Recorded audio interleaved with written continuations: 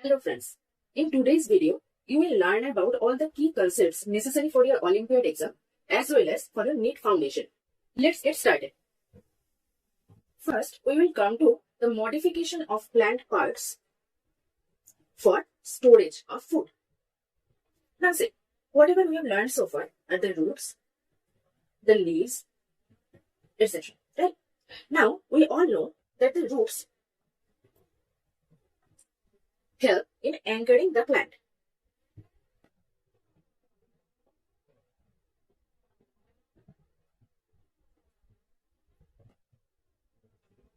Whereas the major function of leaves is photosynthesis.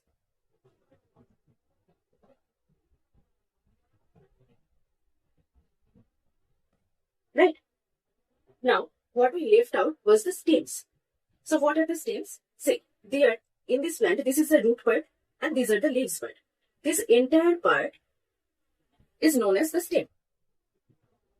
Now, the function of stems is carrying water and minerals that is absorbed by the roots to the leaves and simultaneously carrying the food that is produced by the leaves to different parts of the plant.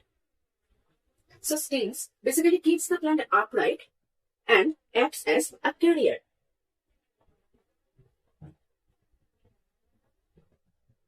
But today, we'll talk about the other functions carried by these plant parts. And let's see how they get modified for the storage of food. Number one is the roots. Some roots get quite thick and fleshy for storing food. What are the examples? Carrot. Here, this carrot is actually a root. Similarly for radish, it is also another root. And sweet potato. Here you can see, these sweet potatoes all are roots. What are the examples in case of stems? Number one is potato. It's actually a stem tuber. Number two is ginger. This is a stem rhizome. And the third example is onion. Here this is a stem bulb. Now let's talk about the leaves. Now the example of leaves storing food is onion, garlic, these cloves, and cabbage, obviously. Now here, you may get a bit confused that this onion is present in both stems and leaves. So, basically what happens, that this part, from where the roots gets out, this part is actually the stem. Whereas, these parts that we basically eat, just like 1, 2 covers, so those are actually the leaves. So basically, onion can act as both stem as well as leaf. Next, we will talk about tendrils. So what are tendrils? I hope you remember the climbers and creepers. Climbers and creepers. There, we can observe these thin structures, like thin and thread-like structures that help the plants to climb, support, and get sunlight. Now, these tendrils are of several types. Number one is stem tendrils. These are another example of modified stems. Similarly, there are leaf tendrils, which are modified leaves, and root tendrils. Now, where we can see the stem tendrils? This we can observe in grapevine, pumpkin, watermelon, etc. For leaf tendrils, we can observe this in pea and gloriosa and sweet pea. Please remember this example. This is very crucial from your Olympiad point of view. For root tendrils, we can observe this in ivy, Virginia creeper, etc. The tendrils basically helps the plants to climb up the walls, fences, or some other supports, the neighboring structures. They basically coil around any support and then helps the plant to grow. In next part, we will go through the several other functions performed by leaves and roots. Let us first consider the leaf functions. Now, here we will see the leaves as protected and the insectivorous leaves. First, we will consider leaves for protection. Now, what is the common example of this is cactus. Consider any cactus plant. Here we can see the leaves gets modified into these spines. What are the functions of those spines? Number one is protecting the plant from being eaten by animals.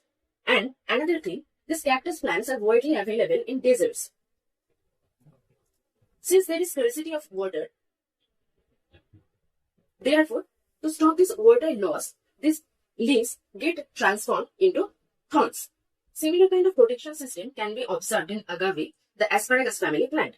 Here also, you can see that there is thick leaves and spines at the edge. Okay. Next, we will come to these leaves for catching insects. What are these called? These are called insectivorous.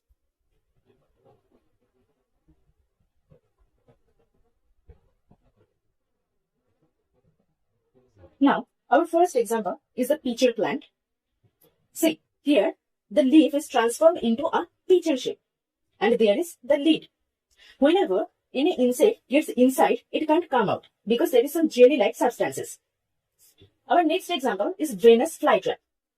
Here, when an insect gets inside this area, these two parts just gets closed.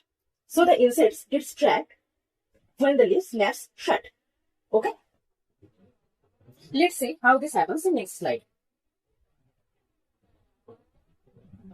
As you can see, this is the Venus flytrap.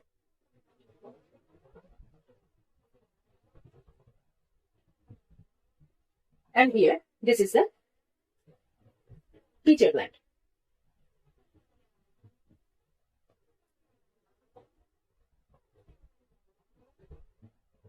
Next, we will learn about several other functions of roots.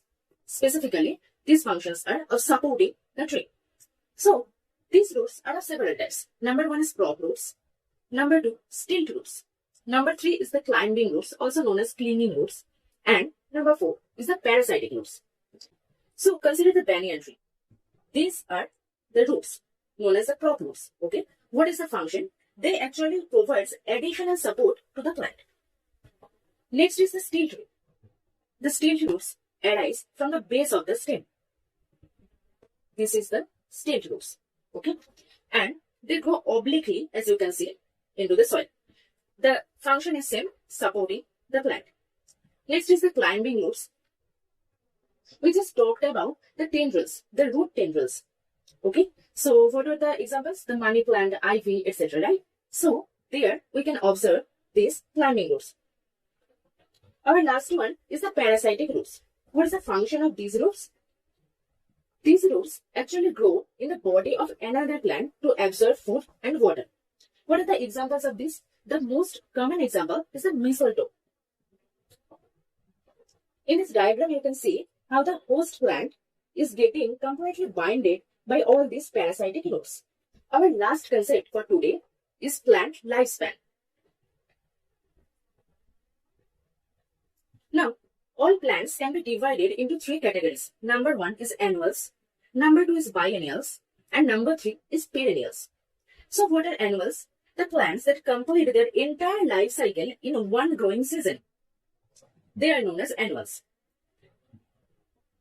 What are the examples? Mustard, wheat, etc. For biennials, this is basically there is the 2-year life. Okay? The plants that take 2 years to complete their life cycles.